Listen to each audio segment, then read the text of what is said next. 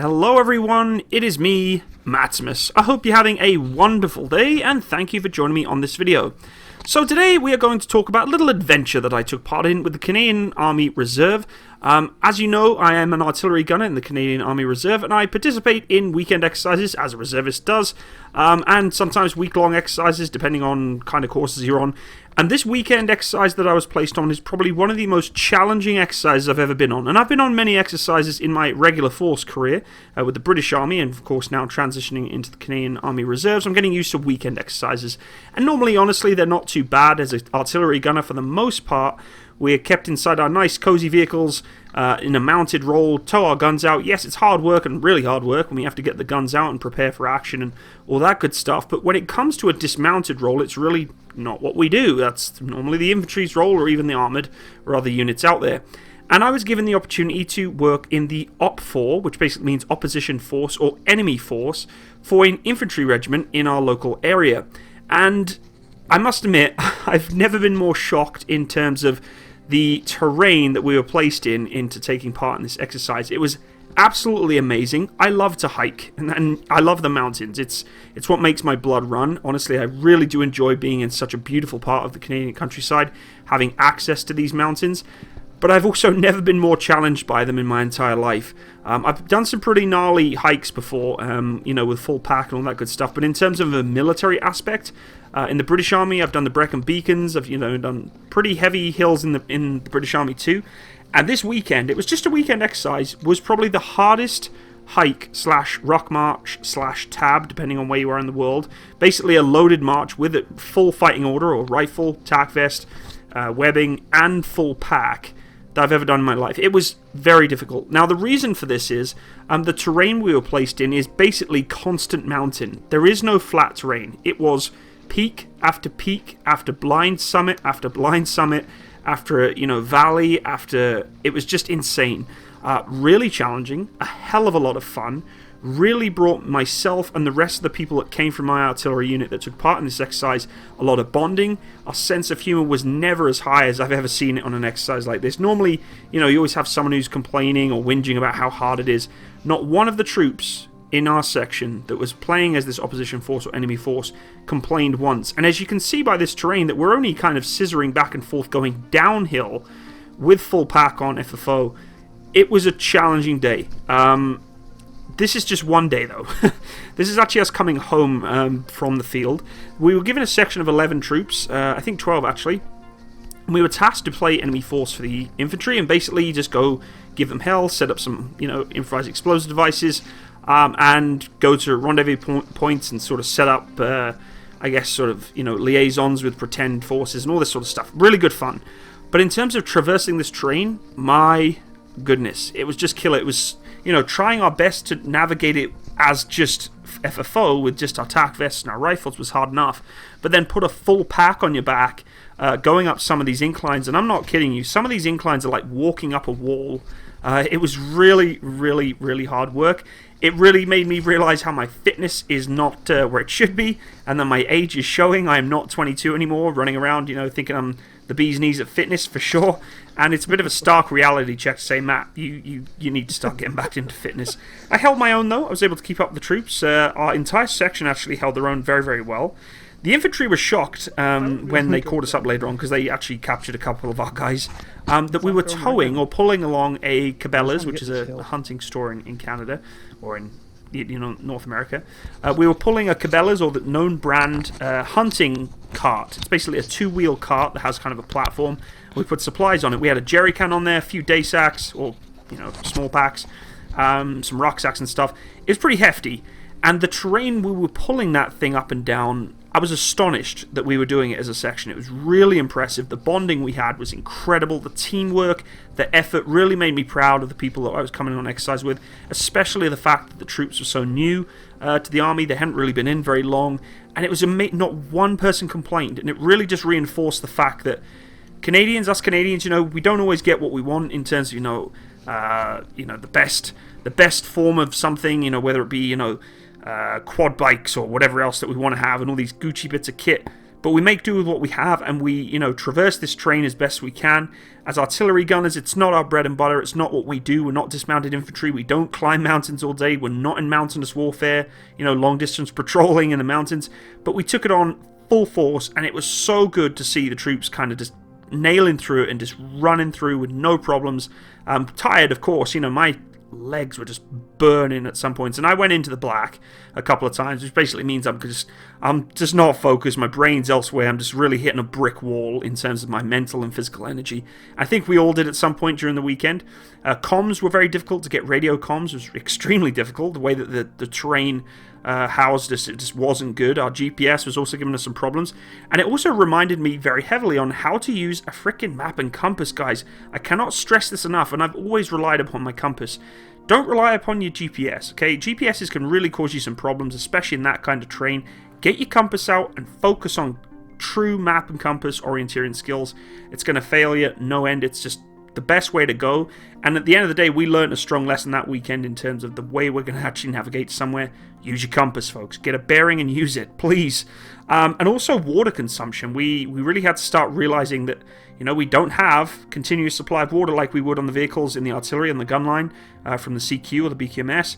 We have to actually run with what we have, and you have to ration your water. And it was challenging because there was no resupply. The only resupply was going back to camp, which is, you know, 4 or 5 kilometers the other way through the same terrain. No real rivers that we could use. Very, very challenging. And of course, with that kind of terrain, you are chewing through water very, very quickly and drinking it like crazy. So it was a learning experience overall for everyone, and it was just a really good time. So I'm going to fire you through some of the footage here of a couple of the hills that we went through. And bear in mind, this is just one of the hills we went up, and there was no flats. And I mean that in every sense of the word. Maybe a couple of small flatland areas for about 500 or 600 meters from leaving the base camp, but everything else was solid valleys and hills, and I mean horrible hills. So you will notice in this footage that some of us address a little differently to the standard CAD path being used, and that is because we're OPFOR. It's not because we're just dressed because we want to dress however we want to dress. The OPFOR forces or enemy forces that we're pretending to be have to be dressed and differentiated differently to the CAD path. And the footage that we're about to take a look at is one of these hills, one of the more challenging hills that we had on the way home. So at this point, people are getting pretty tired. We've run through most of the weekend, and I know many of you can be like, Matsimus, it's just a weekend. This is nothing. Seriously, though, guys, I can't express to you how much distance and how much incline and decline we have completed during the last 48 hours of returning back from this hike slash expedition slash exercise slash craziness. So these hills that we're on right now are really challenging the guys that are with us, even from the infantry that are kind of leading the way here. They were even saying to us, like, this is insane. Like, we're not used to this kind of terrain ourselves. And that's infantry. This is what they do. So this last hill, I think you're going to enjoy actually taking a look at and see how we take it on. So let's take a look. Engineering masterpiece.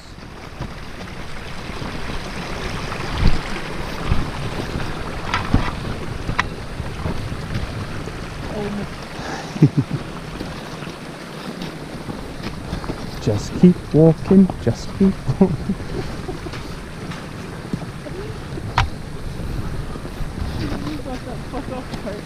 Yeah, I know. How did we even do it? I'm trying to figure out how we even did that. Like, how did we bring that down here? Like, no, it was light by then.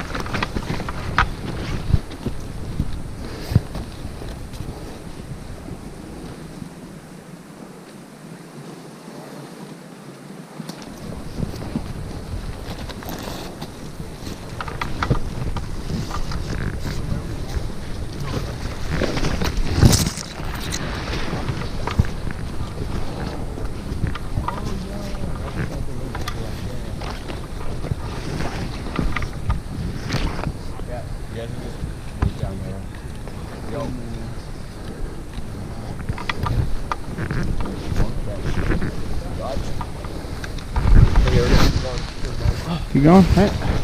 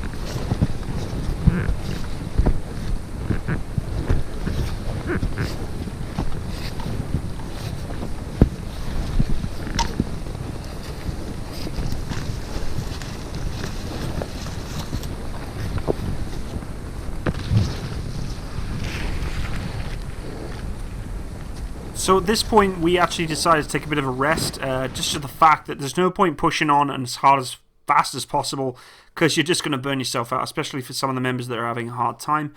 We did have some people with small injuries as well, so it's difficult to traverse terrain like this quickly if you have injuries or people who are, struggling with actually taking on the hill. So we took it in stages in legs, which is the best way to do this instead of just trying to push through as hard as you can. And as you can see, we're actually switchbacking, which basically means we're kind of traversing left and right across the hills instead of just going directly up as the crow flies, which is saving your leg muscles a lot and allowing you to actually find a more smoother, clearer path than it is just, punching straight up the flat face of a hillside, because it just never does anyone any good, especially when you're carrying the amount of weight that we're carrying into the field with these packs.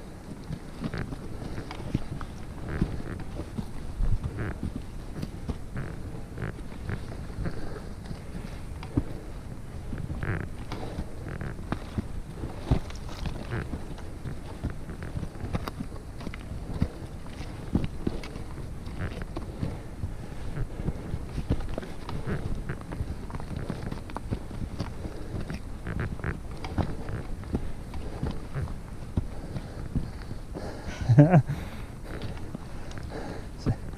having fun?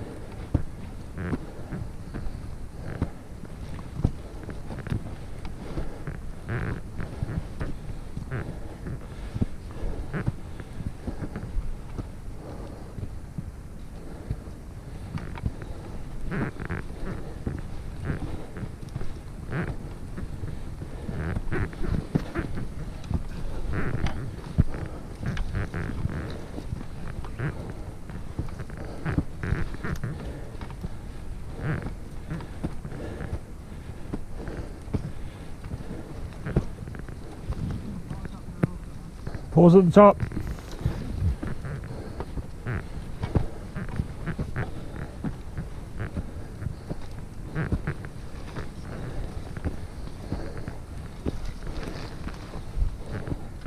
Hey guys, pause at the top.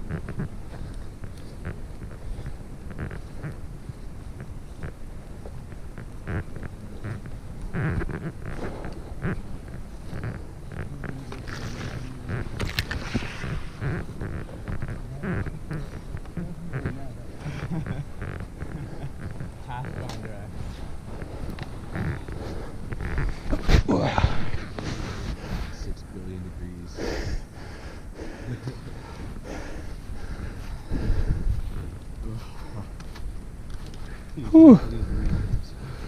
I'm not actually that hot. No, there's only one layer under this, so that's good. It's not got the thermals attached to it, so. So there you have it, everyone. Matsimus' final hill challenge for the weekend. This was one of the more gnarlier hills, but we still had another about 2.5 kilometers to go and about 3 or 4 more of similar size hills and complexity hills than what you just saw there to get home.